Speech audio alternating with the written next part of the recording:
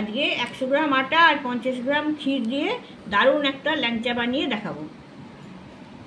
সামনেই দুর্গা পুজো, বাড়িতে লোকজনের আসা যাওয়া লেগেই থাকে। হাতে বানানো এই ধরনের মিষ্টি কিছু বাড়িতে যদি রেখে দেয় তাহলে অনেক সুবিধা হবে। রেসিপিটা ভালো লাগলে লাইক, শেয়ার, কমেন্ট করবেন আর অবশ্যই চ্যানেলটিকে সাবস্ক্রাইব করে নেবেন।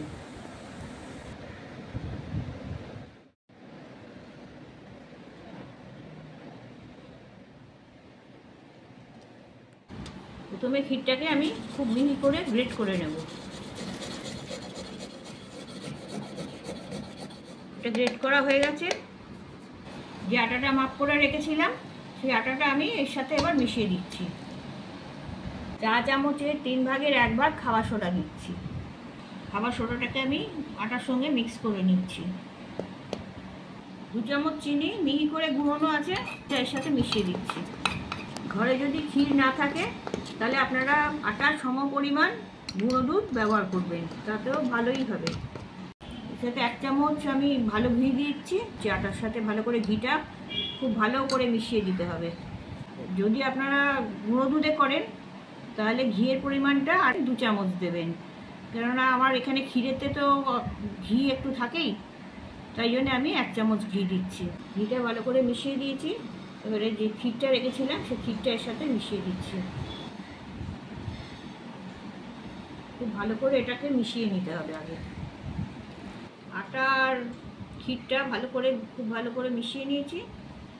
এবার এই নর্মাল টেম্পারেচারে রাখা দুধ এটা একটু একটু করে দিয়ে আমি এটা মেখে নেব। দুধ দিয়ে নরম করে আমি একটা ডো বানিয়ে নেব।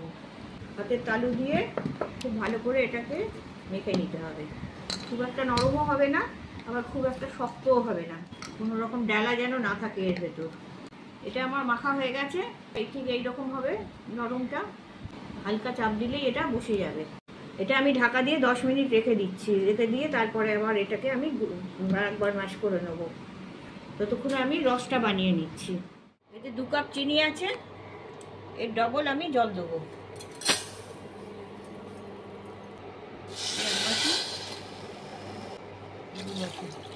এই জল দিয়ে আমি পাতলা রস তৈরি করে নেব।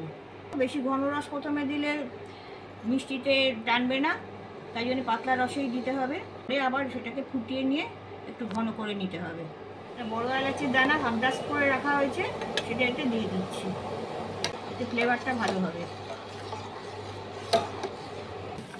রসটা ফুটে গেছে, একটু সামান্য চিট এসছে।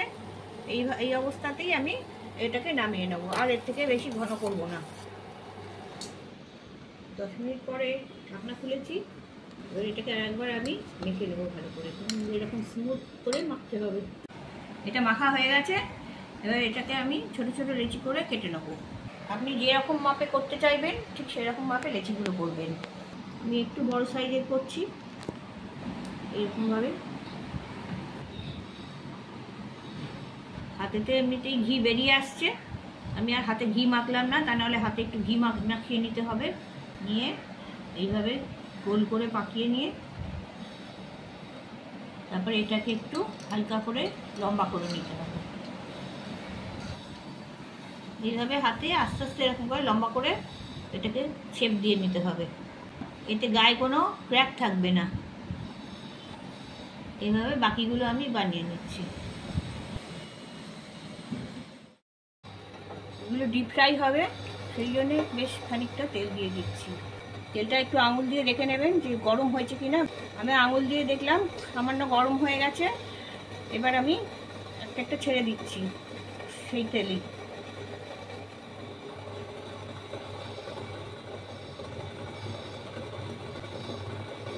দেখুন হালকা বুদবুদ উঠছে এখান থেকে। এগুলো হালকা হালকাভাবে এগুলো ভাজা হবে। রসটা কিছুক্ষণ আগে করেছিলাম, একটু ঠান্ডা হয়ে গেছিলো, এই রসটাকে আর একটু গরম করে নিলাম, কারণ এগুলো ভেজে গরম রসেই দিতে হবে। এগুলো আপনা আপনি ভেসে উঠবে।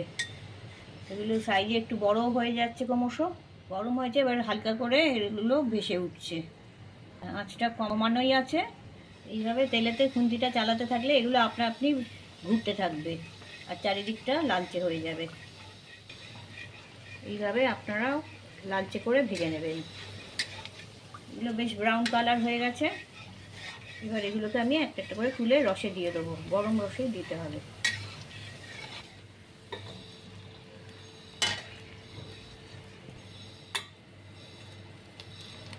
এইভাবে সবগুলো আমরা ভেজে নিচ্ছি। এগুলো রসের মধ্যে ডুবে গেছে, এতে রসটা টেনে নিচ্ছে। পরের বার যখন ছাড়বেন ওভেনটা বন্ধ করে দেবেন, কেননা তেলটা গরম রয়েছে, তাই ওভেনটা বন্ধ করে দেবেন। বন্ধ করে দিয়ে আবার ছাড়বেন। এগুলো ভাজা হয়ে গেছে, এটা এখন 2 ঘন্টা ভিজবে। তারপরে আমরা আবার এটাকে একটু ঘন রসে দিয়ে দেবো।